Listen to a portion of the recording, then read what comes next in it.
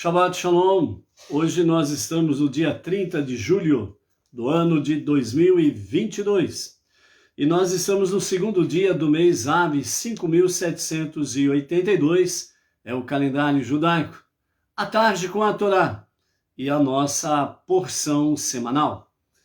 Estamos hoje no sétimo dia da semana, portanto estamos no sagrado dia do Shabbat e nós estamos então aí para fecharmos no dia de hoje o quarto livro dos 5 livros da Torá para o nosso ciclo dos estudos de Torá 5782. Pela graça e a misericórdia de Hashem, estamos chegando então ao encerramento do quarto livro da nossa Parashá semanal e dos estudos da Torá, dos 5 livros da Torá. E hoje nós vamos concluir, então, o quarto livro, Bamidbar, Números. E Bamidbar, tradução literal, significa no deserto. Estamos hoje com 327 dias transcorridos do nosso calendário 5782, ok? Baruch Hashem, que nós estamos aí,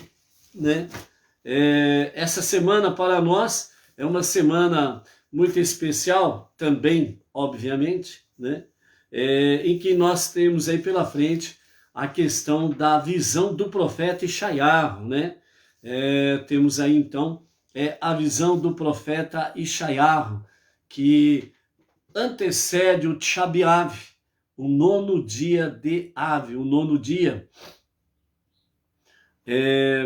onde aconteceu a destruição dos 2 templos, no dia 9 de Av, na história judaica, ok? Então, Razon e Ishayahu, a visão do profeta Isaías.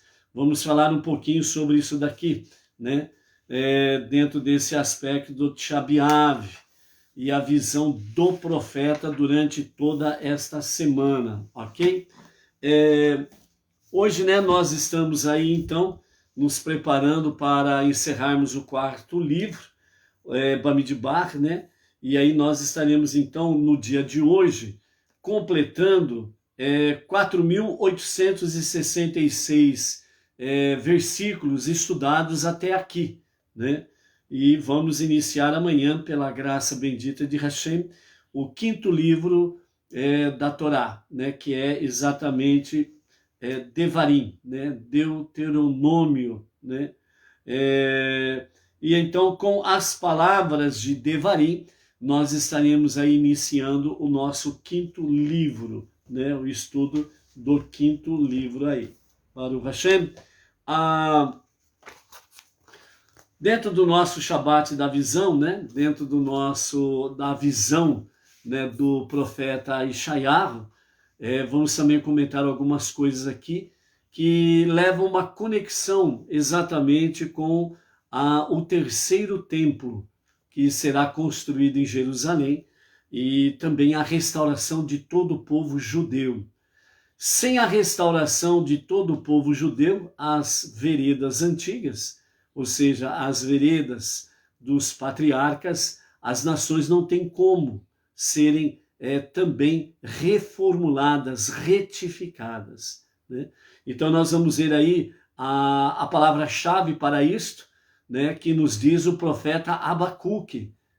O que será que o profeta Abacuque fala para conosco, em que isso tem ligação com a visão do profeta Ishayahu, Isaías, e também com o 3º templo, ok? O 3º e definitivo templo. Baruch Hashem. Então, amados, hoje nós vamos mandar aí o nosso Shalom, para a Ana Paula Correia, da cidade serrana, interior de São Paulo, o T.R. Godatti Bayer, de São José dos Campos, interior de São Paulo, Olga Alencar Fausto, Natanael Félix, de Itapecerica, Minas Gerais, a Teresita Rodrigues, São Paulo, capital, a Tereza Jacinto, Ribeirão Preto, interior de São Paulo, a Yara Soares, da cidade Charqueadas, lá no Rio Grande do Sul. O Ronaldo Pereira, da cidade de Raul Soares, Minas Gerais. A Maristela Maciel, também da cidade de Raul Soares, Minas Gerais.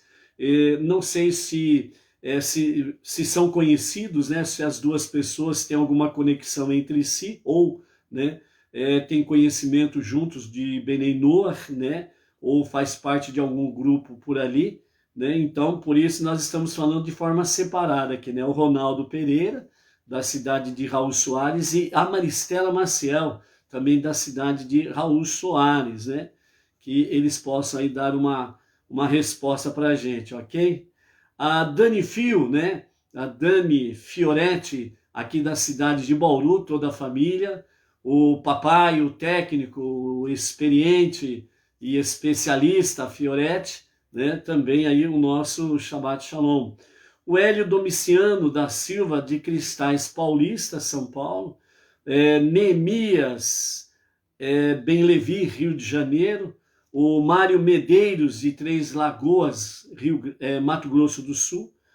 E hoje nós temos aí como aniversariantes, né? Temos aí o André Oliveira, de Capão da Canoa, Rio Grande do Sul. O Pedro Alves Cardoso, da Praia Grande, São Paulo.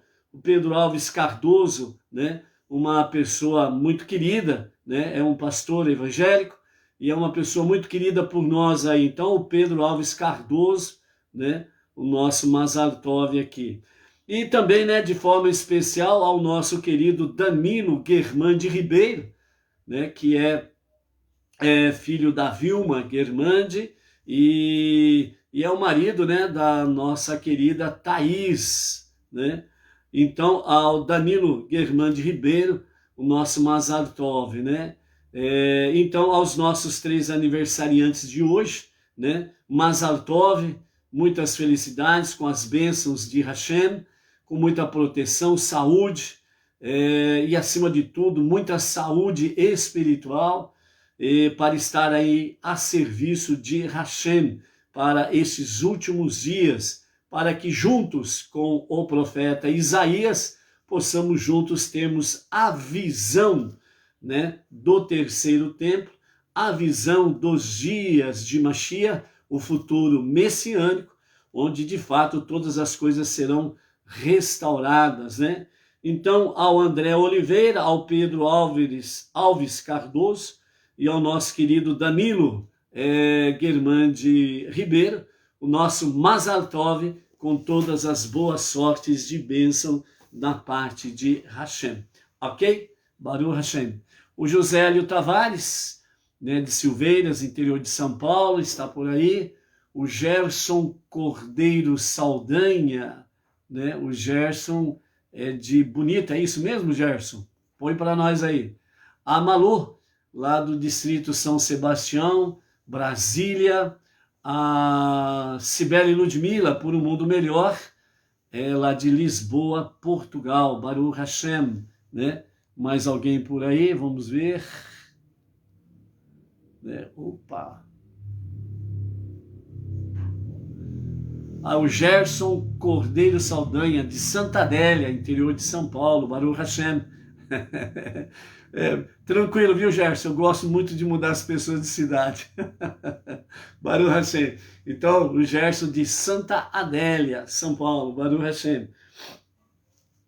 Então, amados, hoje nós temos aqui a fazermos, né, um resumo da nossa paraxá Masei, né, que é a última paraxá do nosso quarto livro, né? É a 10ª e última paraxá do nosso Bamidbar, né? Do nosso livro Bamidbar, é a 10ª paraxá, e também é a 43ª paraxá que nós temos, né? Então, dessa forma aí, nós estaremos encerrando então o livro Bamidbar, ok? Bamidbar se refere especificamente sobre as questões, né, das viagens, né, do povo judeu famoso, né, jornadas, caminhadas, as viagens, né, pelo deserto até a posse da terra prometida. O que os nossos sábios trazem para nós aqui, sem sombra de dúvidas, é um problema do qual todos sofremos de uma forma ou de outra, a chamada complacência. O que é a complacência? Aceitar novas circunstâncias facilmente, né? Então, nós estamos vivendo aí esses dias atuais em que nós temos diante de nós, né, um sistema muito bruto, que estão aí querendo, né, dominar as pessoas, dominar as nações, dominar os povos e fazer com que os povos sejam complacentes. Eles vêm, ditam as regras, as normas absurdas, né, totalmente contraditórias à vontade divina, que Deus, o único Criador, o único Salvador, o único soberano, né, que deu realmente as leis bíblicas no sentido de termos liberdade. Liberdade para podermos decidir em servir ou não servir a Deus, certo? E o sistema vem com as suas regras e sistemas no sentido de dominar e escravizar as pessoas. E eles querem que as pessoas sejam complacentes, aceitem numa boa, né? Sem perguntar absolutamente nada. Absolutamente nada. Qual é o caminho que o sistema encontrou? O medo, o pavor, o terror. Quando se lança sobre as pessoas o medo, o pavor, o terror, e as pessoas ficam, de fato, apavoradas, nervosas, inseguras. Não, são muitas informações que eles emitem para não dar tempo das pessoas pensarem. Então, isso daí faz com que as pessoas sejam complacentes. Dentro da vida judaica, a família judaica, existe, né, um comportamento, principalmente com referência à mãe judia, quando o filho chega da escola. Normalmente, entre as nações, quando os filhos chegam da escola, normalmente os pais dizem, né, tudo bem, foi tudo bem na escola? Foi tudo bem, tranquilo, né? Fez as tarefas? Fiz as tarefas. Ok, beleza, então tranquilo, sem novidade. Mas dentro da família judaica, a mãe judia, quando o filho chega da escola, ela fala para ele, ela pergunta para ele, qual foi o seu questionamento inteligente no dia de hoje? Qual foi a sua pergunta no dia de hoje? Porque o questionamento é que vai trazendo conhecimento. É o questionamento que vai trazendo sabedoria. É o questionamento que faz com que a pessoa seja livre. E o sistema não quer isso, né? O sistema não quer ser questionado. Então, as viagens, as jornadas, as caminhadas pelo deserto, que nós temos aí 42 estações dessa caminhada, dessa jornada pelo deserto, é exatamente para espelhar essa questão, né? Momentos em que o povo judeu tem os seus altos e baixos, tem os seus questionamentos, muitas vezes mais para o lado da rebeldia do que do saber, e vem as consequências naturais. Então, o aprendizado para nós não judeus, né, o povo judeu é para nós uma verdadeira lição de vida, tanto no campo espiritual como no campo secular, no campo físico, etc. e tal. Então, onde que nós precisamos aprender de fato, né, esta realidade, os ensinamentos, como que nós realmente nos comportamos diante da nossa jornada diária monoteísta, com fundamento judaico e orientação rabínica. Então, não esqueçamos estas coisas. Vamos ver já daqui a pouquinho a visão que os nossos sábios trazem com referência ao encerramento do 4º livro e a ligação prática para as nossas vidas, ok? Então, nestas mensagens inspiradoras que nós podemos encontrar dentro do 4º livro da Torá, e principalmente nessa última paraxá, Masei, como diz, né, o capítulo 33, verso 1, que é o início da nossa paraxá Masei, onde diz, né, essas são as viagens dos filhos de Israel, pelas quais eles deixaram a terra do Egito. Viagens e deixar a terra do Egito. Aqui está o segredo do versículo e aqui estão os demais segredos realmente sobre viagens e sair da terra do Egito. Então os nossos sábios dizem que realmente a necessidade de nos remotivarmos. A nossa jornada monoteísta, ela não é uma rotina. E nós precisamos sempre remotivarmos, ou seja, termos entusiasmo, sendo ele remotivado, ok? Então nós precisamos remotivarmos o nosso entusiasmo, a nossa alegria, a nossa visão das nossas jornadas, que nós temos várias estações até chegar ao ponto culminante da viagem final. Até chegarmos ao ponto da viagem final, que na realidade será o verdadeiro princípio daquilo que é verdadeiro e daquilo que é real. Preste atenção. Então, para sermos precisos, dizem os nossos sábios, somente a primeira das 42 viagens listadas que nós temos na própria Torá, de fato foi uma viagem para fora da fronteira geográfica do Egito. Então, a primeira viagem, quando saiu do Egito, na realidade, foi geograficamente a primeira e única viagem saída do Egito. Mas nós vemos, pelos estudos, que durante as 42 estações ou as 42 viagens ou jornadas, sempre é dito a saída do Egito. Tem segredos aí também. As demais foram perambulações pelo deserto. Então, por que a Torá ela sugere que todas as 42 viagens formaram o processo pelo qual eles deixaram o Egito? Então, se geograficamente só a primeira viagem é a saída do Egito, certo? Porque as demais viagens durante essas 42 estações, né, as 41 outras, sempre é dito sobre saída do Egito. Então, segundo o pensamento racídico, os nossos mestres do racidismo, eles nos falam que a palavra para o Egito é Mitzrayim,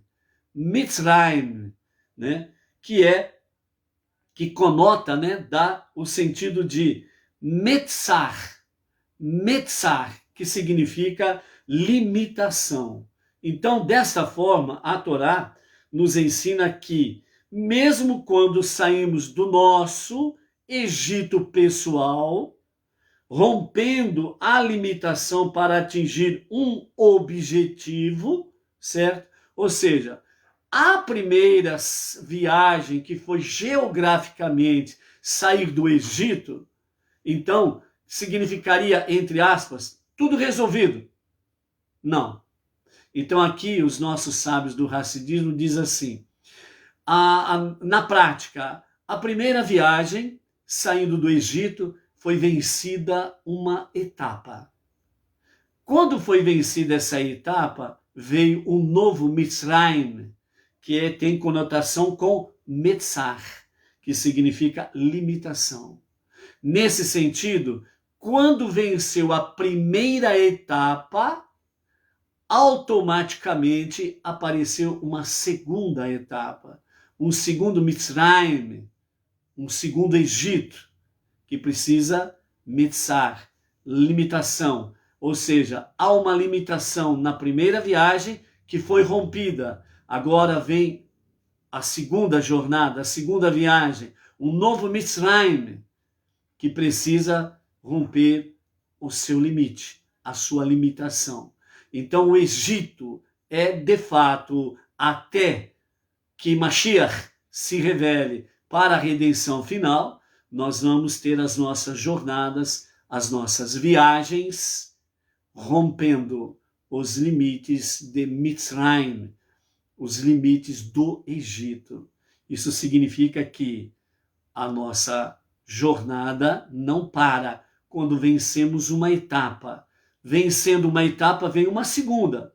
E nós precisamos continuar labutando, batalhando, lutando para podermos vencer dentro do aspecto prático, a partir do momento que nós vencemos o nosso Egito pessoal, rompemos realmente com tudo aquilo que tem conotação, ligação com a idolatria e não estão conectados com as veredas antigas dos nossos patriarcas, dos profetas, dos 5 primeiros livros da Bíblia, a Torá, certo? Rompemos com isso. E aí, então, ao adentrarmos dentro do seio desta verdade, nós temos as nossas estações, as jornadas, as etapas, as viagens. E segundo os nossos sábios, falam que 42 viagens, elas representam exatamente o ciclo da vida do ser humano, na sua viagem aqui, nesse mundo interior, nesse mundo inferior, melhor dizendo. Então, significa que independe da idade. Quando a pessoa morre, é porque ela completou as suas 42 estações. Interessante sabermos isto, ok? Então, quando nós vencemos o nosso Egito pessoal, nós rompemos com as nossas limitações, né? Para atingir um determinado objetivo. E agora um outro, entre aspas, Egito, Mitzrayim, aparece diante de nós. Temos novos desafios, novos obstáculos, novas perspectivas e não podemos perder a visão do profeta, a visão dos dias de Mashiach, a visão em que Jerusalém, a cidade do grande rei, que é Deus, o rei dos reis, certo? De onde sairá a palavra da Torá para todas as nações, ok? Então, nós vamos para a nossa próxima etapa e aí nós temos que ter essa consciência. Vencemos uma etapa, significa que outra vai se apresentar diante de nós. Nós não podemos sermos aqueles teimosos, por assim dizer, em que, vamos dizer assim, bom, eu já conquistei o que tinha que conquistar, então agora não precisa conquistar mais nada, não é verdade? Então, nesse sentido, significa que precisamos, precisamos realmente estarmos conectados com os novos desafios. O que passou, passou, nos solidifica, nos dá firmeza para nós continuarmos em frente. Então, vamos em frente nessa jornada. Então, simplesmente não há limite de quanto nós podemos alcançar com esforço dedicado e fé pura. Ou seja, a partir de nós termos uma fé verdadeira, realmente, no único Deus, ok? E termos realmente dedicação no nosso dia a dia, então não há limite. Não há limite. É onde que nós, limitados, finitos, Desta forma, temos a conexão com o infinito, Ein Sof, que é Deus. Então, nessa conexão, nessa harmonia entre eu e Deus, nós temos essa visão. Não há limite. Por quê? Porque prevalece a força e o poder daquele que é maior. Quem que é o mais forte? Você ou Deus? Permanece, de fato, a própria visão daquele que é mais sábio. Você ou Deus é mais sábio?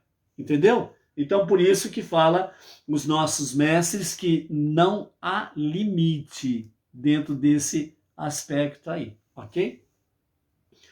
Nós podemos acampar depois da primeira viagem, mas devemos nos preparar imediatamente para a jornada novamente, deixando o Novo Egito, no qual nos encontramos, pois somente alcançaremos nosso verdadeiro destino quando nós e todo o povo judeu e Benei Noach chegar à terra prometida, através da verdadeira e completa redenção.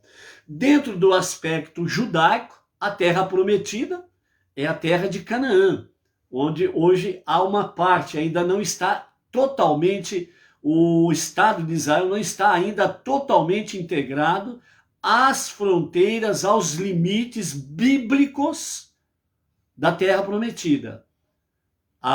Os limites hoje do Estado de Israel é menor do que aquele estipulado biblicamente por Deus. Se alguém acha ruim, vai consultar Deus.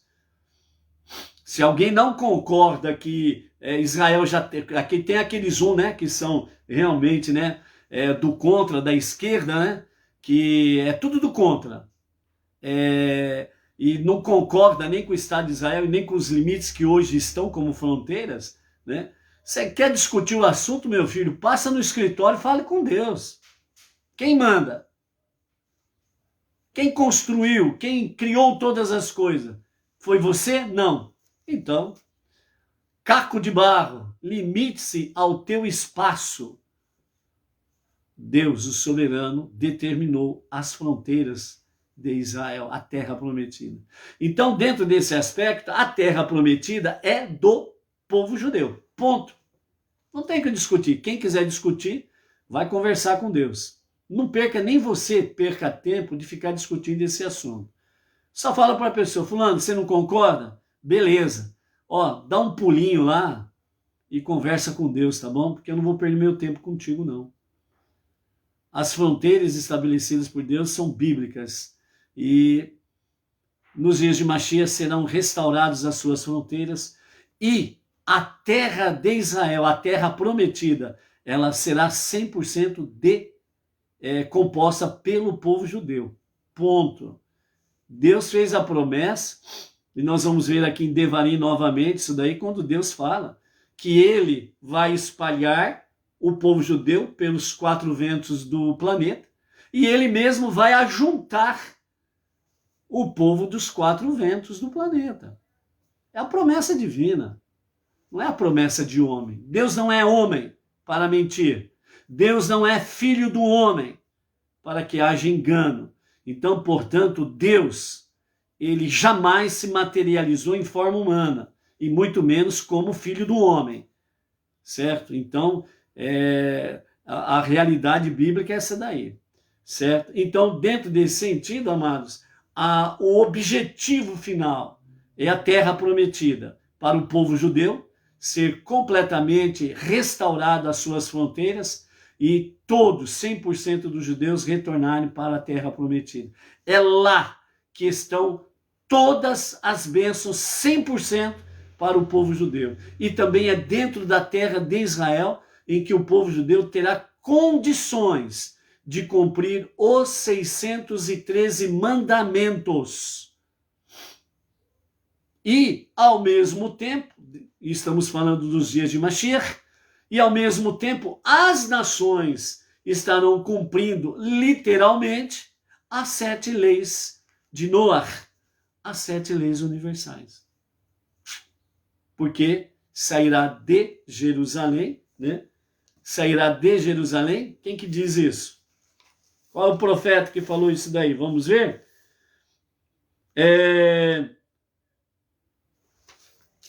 Primeiro vamos aqui. No capítulo 2, verso 3, diz assim: a ele virão muitos povos e dirão: vinde, e ascenderemos a montanha do Eterno, a casa do Deus de Iacove. A casa do Deus de Iacove. Não será nem em Roma, nem em Meca. Não será nenhum outro lugar a não ser em Jerusalém. A casa do Deus de Iacove. Ele nos ensinará seus caminhos e por eles seguiremos, pois de Sion, Sion é uma expressão para Jerusalém, biblicamente também, pois de Sião, de Jerusalém, sairá o ensinamento da Torá e Sion, né, a terra de Israel, e de Jerusalém a palavra do Eterno. Então, quem é o profeta que disse isso? Inspirado pelo soberano todo-poderoso. É aquele que nós estamos nesta semana na visão do profeta, ok? E qual é o outro profeta que disse assim? Porque em verdade a terra será preenchida com conhecimento da glória do Eterno, assim como as águas cobrem os abismos do mar. Essa já é uma palavra ainda mais forte e mais profunda ainda, né? Assim como as águas cobrem os abismos do mar, ou seja, as partes mais profundas do mar, todas elas são cobertas completamente com as águas. Significa que nenhum milímetro do fundo dos mares fica sem água, completamente preenchidos. Isso significa que a verdade, a terra será preenchida com o conhecimento da glória do Eterno. O profeta foi Abacuque que falou isso daqui. Certo? Eu falei, deixa eu ver aqui. Capítulo 2 e o verso 14 de Abacuque, ok? Então, tudo isso para mostrar que realmente, nos dias de Mashiach, só haverá um único Deus a ser adorado, o mesmo que criou todas as coisas, e não deuses. O único Deus que no hebraico é falado Echad, ele não é dois e muito menos três. Echad significa um e único, indivisível e incorpóreo. Por isso que ele não é homem e nem filho do homem. Ele nunca se materializou em forma humana e muito menos se materializou como filho do homem. Então, qualquer um que receba o título de Deus, filho de Deus, filho do homem, dando conotação a essa pessoa como Deus, está totalmente fora da verdade bíblica, ok? Então, essa é a realidade dos fatos. Então, nesse sentido, amados, qual é a visão dentro desse aspecto aqui? Alcançar a terra prometida. O povo judeu, a terra de Canaã, a terra prometida que emana leite e mel, 100% para os judeus. Qual é a terra prometida para os não-judeus? A sua nação. Onde também haverá, nos dias de Mashiach, nas nações, uma terra que emana leite e mel, que significa que todas as nações serão altamente produtivas. Não haverá ninguém passando fome, por exemplo. Ok? E daqui a pouco vamos ver aí outros detalhes com referência a esta visão. Ok? Indo para o encerramento, né, da nossa paraxá semanal, Masei, né? Então nós temos aí no capítulo 33, verso 53, onde está escrito, Deus falou a Moshe e Moshe falou ao povo judeu. vocês libertarão a terra de seus habitantes, e então vocês se estabelecerão ali, pois eu lhes dei a terra para ser ocupada, a terra prometida. Rashi, ele comenta dizendo, vocês libertarão a terra, vocês a libertarão de seus habitantes. Por isso, aquelas 7 nações que habitavam a terra de Canaã, a terra prometida, foram expulsas, foram eliminadas da terra prometida. E vocês se estabelecerão nela. Somente então vocês poderão sobreviver ali. Mas se não, vocês não poderão sobreviver nela. Ou seja, se vocês permitirem a mistura de povos dentro da terra prometida, que é vossa, vocês não poderão sobreviver. O que significa isso? É a questão exatamente do que aconteceu com a primeira e segunda destruição dos 2 templos em Jerusalém, e também a mistura de povos dentro da terra prometida, a terra de Israel, e principalmente na capital eterna e indivisível de Israel, Jerusalém, onde a mistura de povos tem trazido até os dias atuais misturas de cultos, misturas de idolatria.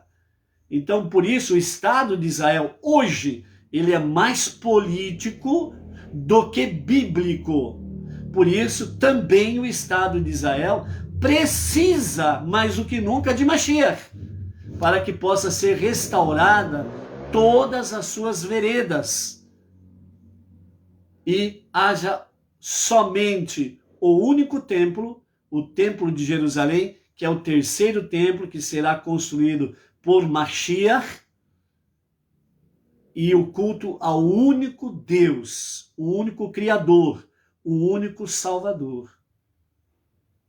Essa restauração que acontecerá nos dias de Mashiach, com todas as retificações, certo? Então, o Estado de Israel, ou a terra prometida, ela retornará 100% ao povo judeu, e depois que a casa está em ordem, né, todos os judeus do mundo inteiro retornam para Eretz Israel, e assim, então, espiritualmente e fisicamente, todo o Israel e o povo judeu sendo devidamente retificados, restaurados, e então se cumprirá a palavra do profeta Abacuque, né? Então, de Jerusalém, do profeta Isaías, né? Completará, então, de Jerusalém, da terra de Israel, sairá a palavra, a Torá, os 5 primeiros livros, né? Ou seja, nos dias de Mashiach, somente os 5 livros da Torá e o livro de Salmos é que vão persistir. Os demais livros, tchau. Tchau. Não terão mais efeito nenhum. Os livros dos profetas não terão mais efeito. Por quê? Porque Mashiach, o verdadeiro Mashiach, o verdadeiro Messias, ele cumprirá todas as profecias. Então, os livros dos profetas já não têm mais sentido, porque Mashiach cumprirá naqueles dias todas as profecias. Certo? Os 5 primeiros livros, que é a Torá ou o Pentateuco, eles são eternos, são livros eternos, porque foi dito pela boca de Deus e Moshe escreveu. E salmos são louvores a Deus. Os louvores a Deus são eternos. Nunca cessarão os louvores a Deus, entendeu? Então, por isso, os nossos sábios dizem que os 5 livros, a Torá, mais o livro de Salmos, eles permanecerão, tá bom? Então, nesse sentido, vocês sobreviverão realmente na terra. Então, significa essa única forma realmente do povo judeu viver em paz na terra prometida. E as nações, ao mesmo tempo, nos dias de Mashiach, sendo restaurada também na mesma harmonia, no mesmo shalom. Ok?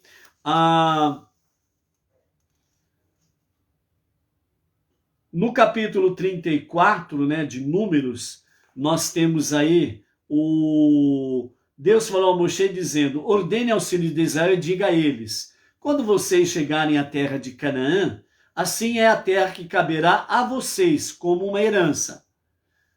Observem o que Deus está dizendo a Moshe. Não é o homem que diz que a terra de Israel pertence ao judeu. Não é o homem que está dizendo ao povo judeu que os limites das suas fronteiras são exclusivamente dele, o povo judeu. E por isso, Deus, que não é homem para mentir, e nem o filho do homem para que haja engano, que seja encontrado engano nele, é ele que diz a Moshe, e Moshe fala ao povo, ou seja, a terra de Canaã, que caberá a vocês como uma herança. A herança, amados, ela é eterna. Ela vai passando, ela é do povo judeu e vai passando de geração em geração ao povo judeu. Então esse negócio que a Jerusalém pertence às nações é um ledo engano. É um ledo engano. Pertence ao povo judeu. A terra de Canaã, de acordo com as suas fronteiras. Então, por que Deus frisa aqui sobre a questão das fronteiras? Porque é uma possessão como herança eterna do povo judeu.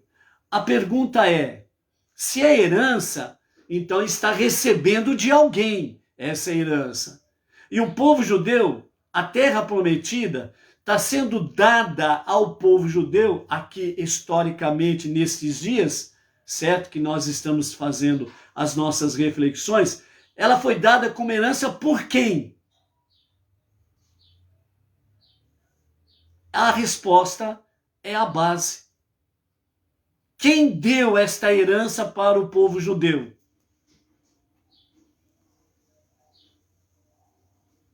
Deus. O único Deus. O único Criador. O único Salvador. O único soberano. Então, se alguém tem dúvida, numa linguagem simples, passe no escritório e reclame com o patrão. Reclame com Deus. Ponto final. E por que Deus também frisa essa questão das fronteiras? Porque somente dentro das fronteiras da terra de Israel, a terra prometida, somente dentro dela que o povo judeu pode cumprir as 613 leis. Falhou, 613 leis dadas pela Torá ao povo judeu. Somente dentro da terra de Israel. Fora da terra de Israel não tem como cumprir 613 mandamentos. E enquanto não houver o terceiro e definitivo templo, também não tem como cumprir os 613 mandamentos. Enquanto o povo não judeu, com as suas idolatrias, ainda estiverem dentro da terra de Israel, dentro de Jerusalém, o povo judeu não pode cumprir os 613 mandamentos. Vejam a dimensão em que Deus traz realmente pela questão de acordo com as suas fronteiras. Tudo isso que Deus está dizendo. Entendeu? Então, por isso, amados, a terra de Israel, ela precisa ser purgada daquilo que é não judaico, daquilo que é não Torá. Está compreendendo o que significa o futuro messiânico?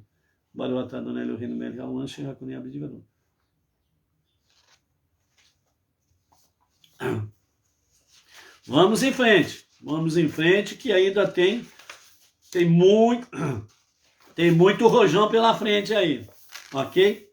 Quando chegamos no capítulo 35, né? nós temos aí, né, a questão das cidades dos levitas, ok? A cidade dos levitas. Dentro dessa questão da cidade dos levitas, resumidamente, né, para a gente poder ter uma conotação aí. Nesse capítulo 35, nós temos aí onde Deus fala para Moshe conceder à tribo de Levi 48 cidades à tribo de Levi.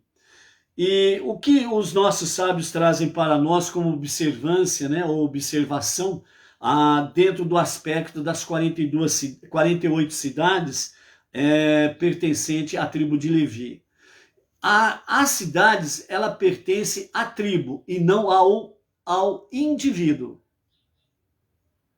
Então, portanto, as 48 cidades, elas pertencem à coletividade e não ao individualismo.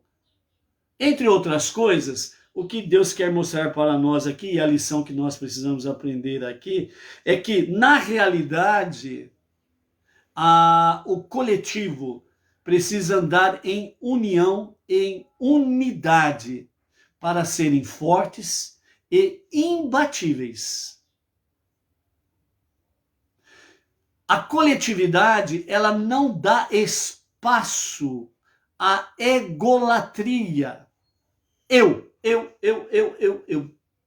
Então você pode observar o seguinte, quando um líder religioso, que é o aspecto é mais esse é o exemplo. Fora do exemplo do líder religioso, qualquer outro tipo de liderança é a mesma coisa, o exemplo, e serve para a mesma finalidade, ok? Mas como a questão é espiritual, nós precisamos focar nisso, sem sombra de dúvidas, porque o espiritual, ele é que rege o mundo físico. Então, se um líder espiritual, ele é de fato sadio, biblicamente falando, espiritualmente falando, o líder secular, a tendência dele é ser grandemente sadio também. Mas se o líder religioso a palavrinha que todo mundo conhece, o líder religioso ele é corrupto, o povo que está com ele se torna corrupto. As famílias que estão associadas com ele se tornam corruptas. A sociedade se torna corrupta. Então a sociedade corrupta vai escolher os seus líderes seculares corruptos. Então, na realidade, aquele famoso ditado popular que diz aí, né, que está correndo os 4 ventos do planeta, não é só do Brasil, não, é do planeta, né? Se o líder é corrupto, então quem colocou ele ali são cúmplices e não vítimas, entendeu? Então, por isso, a realidade é espiritual. Então, por isso, as 48 cidades dada à tribo de Levi é exatamente para que a tribo de Levi ela tenha essas 48 cidades chamadas cidades de refúgio, para que o padrão real, verdadeiro, espiritual seja restaurado nas pessoas. As cidades de refúgio elas estão com uma conexão muito forte sobre a questão do homicídio, seja ele culposo ou doloso. Então são as cidades de refúgio. Transportando isso para a vida espiritual é a mesma coisa. Porque quando você pensa mal do seu próximo, quando você deseja o mal do seu próximo, você está precisando ir para as cidades de refúgio dos levitas. O que acontecia? Quando chegava ali aquele personagem que estava envolvido com este crime, ele precisava ser a sombra do Kohen responsável por aquela cidade, o sacerdote que era responsável por aquela cidade. Ele precisava ser a sombra do Kohen. Ou seja, ele estaria em conexão direta com o sacerdote que tem a conexão direta com a Torá, com Deus. Então, isso vai restaurar a vida dele. Vai restaurar a vida dele espiritualmente.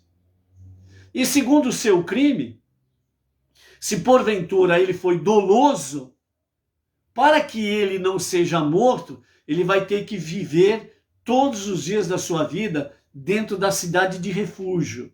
Porque se ele sair da cidade de refúgio, a família da vítima, ela tinha autonomia para poder executar aquele elemento, entendeu? Naqueles dias.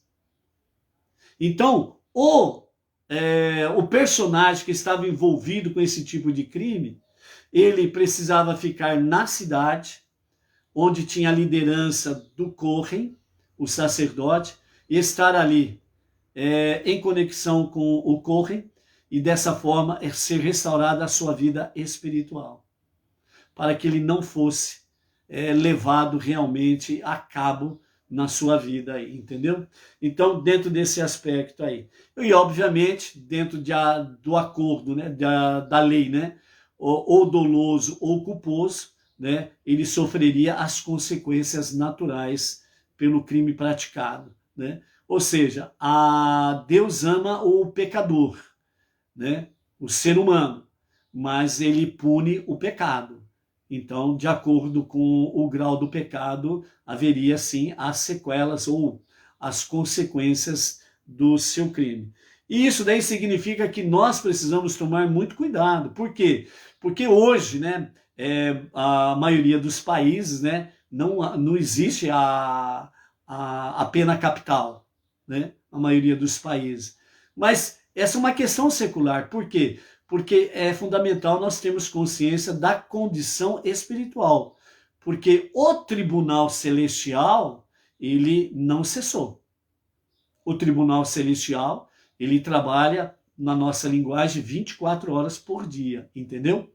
Então nós temos que tomar cuidado o que nós pensamos e o que nós falamos do próximo, né? Você pode estar cometendo um crime muito pesado, por assim dizer, ok? Então, a posse da terra, no caso específico, ela pertencia à coletividade, à tribo de Levi, e por isso o indivíduo ele não poderia chegar e colocar à venda qualquer parte da posse daquela cidade. Eu vou vender uma parte do terreno, eu vou vender uma casa, eu vou vender metade. Não, negativo. Então a coletividade, pertencia à coletividade e não ao indivíduo. Ok? E para nós finalizarmos aqui a nossa Parashá Massei, e automaticamente o quarto livro. Então, nós temos aqui, segundo o ensinamento racídico, que nos fala sobre o final do livro Bamidbar, o quarto livro. E aí nós vamos entrar mais uma vez em uma dimensão muito sublime, uma dimensão muito espetacular, né? Então, por isso, estamos nesta semana na visão do profeta Isaías, né? Razão, visão. Então, entre na visão, ok? Isso significa mudança de mentalidade, ok? Precisamos ter essa mudança dentro do ponto de vista judaico, estilo de vida judaica, aos olhos da Torá, com orientação rabínica, né, e as 7 leis universais. Então, os nossos mestres do Hassidismo dizem assim: representa a unidade que indica a divindade e espiritualidade, conexão com o único Deus automaticamente. 2, representa a dicotomia e a divisão, aludindo ao mundo físico que oculta Deus e age como um obstáculo ao serviço divino, que é o nosso mundo inferior, o nosso mundo que chamamos de planeta Terra, ok? 3, é a reconciliação entre o 1 e o 2. Trazer a luz e inspiração divina para o mundo físico, que é o objetivo e propósito da criação. Então, dentro desse aspecto, os 3 primeiros livros da Torá trazem para nós essa visão de forma simples e mais resumida. Mas, como sabemos, diz os nossos mestres do Hassidismo, este processo é repleto de dificuldade. Em sua tentativa de santificar o mundo físico, a pessoa tende ou a se manter muito espiritual e isolada, e em tal caso ele não terá efetiva em trazer sua espiritualidade aqui na Terra. Ou seja, nesse aspecto aqui, a pessoa ser muito espiritual e isolada, ela não cumpre com seu objetivo, que Deus confiou a ele a missão aqui neste planeta. Que é exatamente o quê? Trazer luz da presença divina, luz da espiritualidade, tanto de Deus como da sua palavra, certo? Para que esta terra ela tenha mais luz e possa ser transformada cada dia mais até alcançar o seu objetivo final, que é para ser a moradia de Deus. Ok? Quem anuncia, quem ensina que esse mundo vai virar pó, está indo contra a vontade divina, porque é este planeta que ele será, nos dias de Mashiach, os seus 4 reinos serão completamente restaurados, retificados, porque é deste mundo, neste planeta, que Deus tem como objetivo final ser transformado como sua casa, sua moradia. Ok? Ou então, se a pessoa ela se torna muito espiritual e isolada, não cumpre a sua função, a sua tarefa, a sua missão, ou então ela pode ser muito influenciada pelo mundo físico, o que compete sua habilidade de viver em um espírito de verdadeira santidade e pureza. Ou seja, são 2 extremos. Ou muito, no sentido, muita santidade e se isola, ou, ao contrário, se envolve com o mundo físico e as suas peculiaridades, e aí também perde a visão espiritual. Então, por isso, o 3 significa a reconciliação. Ou seja, você pode ver que no triângulo, né, você tem um triângulo, e aqui embaixo você tem a base. Na ponta você tem um ponto só, e esse ponto ele vem e une os 2 pontos embaixo do triângulo. Então significa trazer a reconciliação, fazer com que de fato o topo, Deus, o único Deus, embaixo, né, o ser humano, ou muito isolado e espiritual, ou muito envolvido com o mundo secular, e portanto também ele acaba se isolando da sua missão real. Mas aí Deus vem e traz o quê? A verdadeira reconciliação, fazendo com que haja o quê? Equilíbrio entre o espiritual e entre o físico, entre realmente estar servindo a Deus e as coisas seculares do mundo, trazendo união, fusão. E aí há um serviço real e verdadeiro a Deus. Então, 3 representa a harmonização incompleta entre o 1 e o 2, porque ele ainda permanece influenciado por ambos os mundos e dividido entre estes.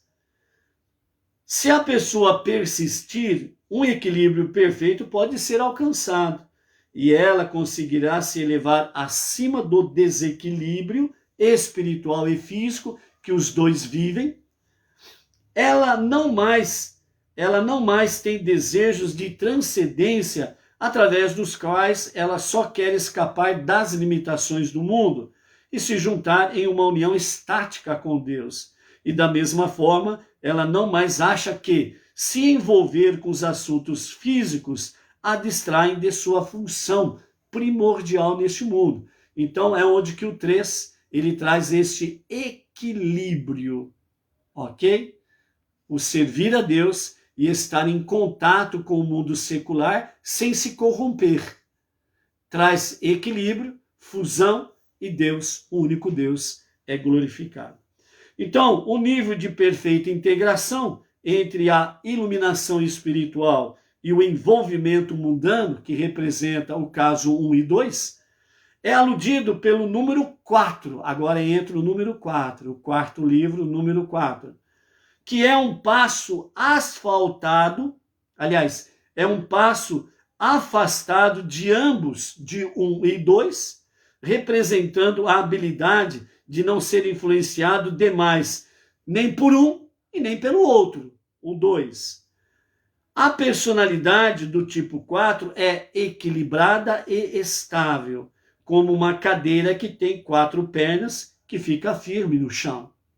Tudo isso traz uma luz sobre o fato de que terminamos o quarto livro da Torá, no período de luto pela destruição do templo. Estamos dentro das 3 semanas de luto. Pois o caminho para terminar este longo e amargo exílio e trazer a verdadeira e definitiva redenção é harmonizar nossas personalidades de uma maneira baseada no 4. E então, nós desfrutaremos da redenção permanente, porque ela estará construída em bases firmes, ok? Então, por isso, o quarto livro, está mostrando para nós que o mundo, tanto o mundo judaico como o mundo não judaico, não podem viver sem os 4 livros da Torá. O que precisa permear espiritualmente e fisicamente todo judeu e todo não judeu são os 4 livros da Torá. Não podemos ficar sem esta base. Como uma cadeira tem 4 pernas. Entendeu? Dentro desse aspecto, nós temos os patriarcas e Moshe. 4 bases.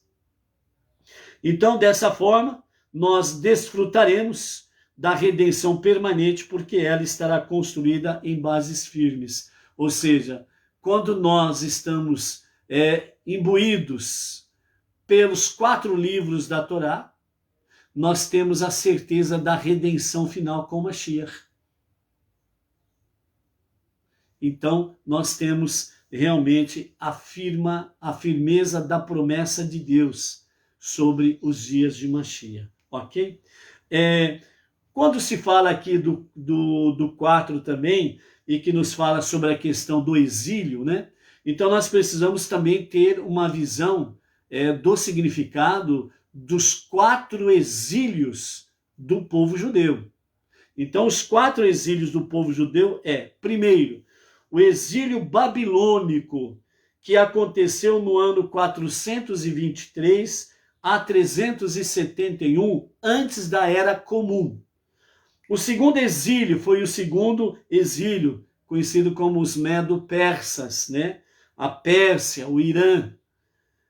No ano 371 a 356, antes da Era Comum.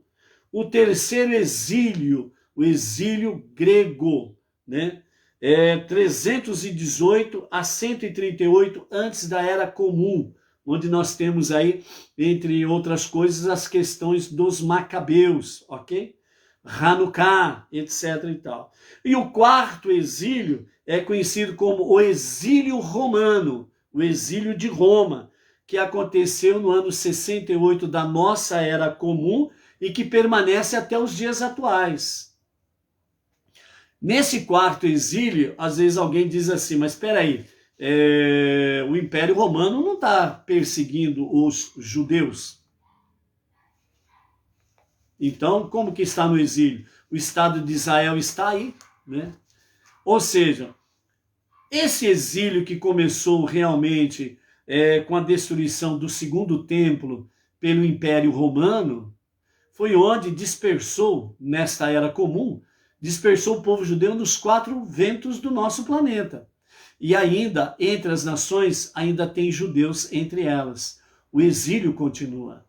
Outro detalhe, a terra de Israel, e principalmente a sua capital, Jerusalém, ela não está 100% nas mãos do povo judeu.